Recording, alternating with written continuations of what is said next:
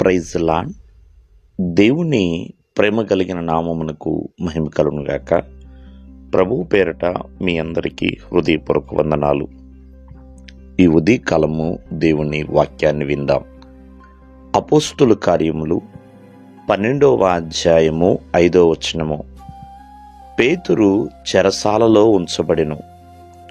సంఘమైతే అతని కొరకు అత్యాసక్తితో దేవునికి ప్రార్థన చేయుచుండెను. ప్రియమైన వర్లరా, ఇక్కడ పేతురు చెరసాలలో ఉంచబడ్డాడు. అంటే రాజైన హేరోదు మరి పేతురుని చెరసాలలో బంధించాడండి. మరి అతనైతే చెరసాలలో సంఖ్యల మధ్య ఉన్నాడు. మరి సంఘస్థులు అలా ఉండలేదు, ప్రార్థన చేయడం ప్రారంభించారు.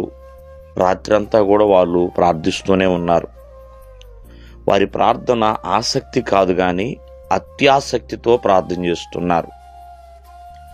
వారు ఎవరి కోసం ప్రార్థన చేస్తున్నారు అంటే వారి యొక్క దైవజనులు, పాస్టర్ గారు, పేతురు గారి కోసమే ప్రార్థన చేస్తున్నారు. అనేకులుగా కూడుకుని ప్రియమైన వర్లరా ఆ రాత్రి సమయంలో ప్రార్థన చేయడం ప్రారంభించారు.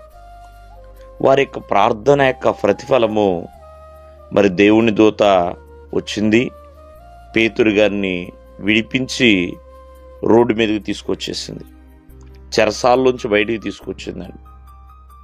మరి సంఘ ప్రార్థన చాలా బలమైంది. ఎందుకు బలమైనది అంటే ప్రియమైన వర్లరా, ఏదో ఒకళ్ళు చేశారు, ఇద్దరు చేశారు కాదు కదండి.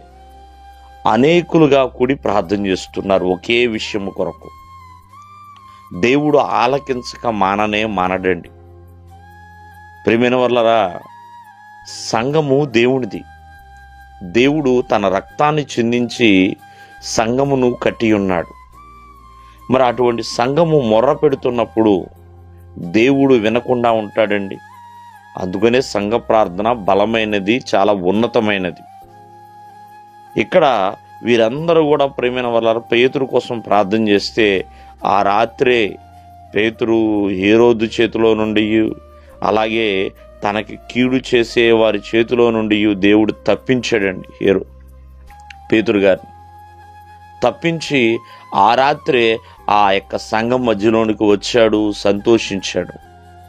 ప్రియమైన వాళ్ళరా, ఎంతగానో ఆ పేతురుని చూసి ఆనందించేవారు కూడా ఉన్నారు, ఆశ్చర్యానికి గురైన వారు కూడా ఉన్నారండి. ప్రియమైన వర్లరా, దేవుని చేసే ప్రార్థన అటువంటిది. అందుకనే అనేకులుగా కూడి ప్రార్థన చేయడం ఎప్పుడు కూడా విసుక్కోకూడదండి. ఒక సమస్య వచ్చినప్పుడు ప్రియమైన వర్లరా, అందరూ కలిసి ప్రార్థన చేసే అనుభవంలోనికి రావాలి. అలా చేయటం వలన ఏదైనా సాధించవచ్చు. దేవుడు మిమ్మల్ని ఆశీర్వదించునుగాక. ఆమేన్.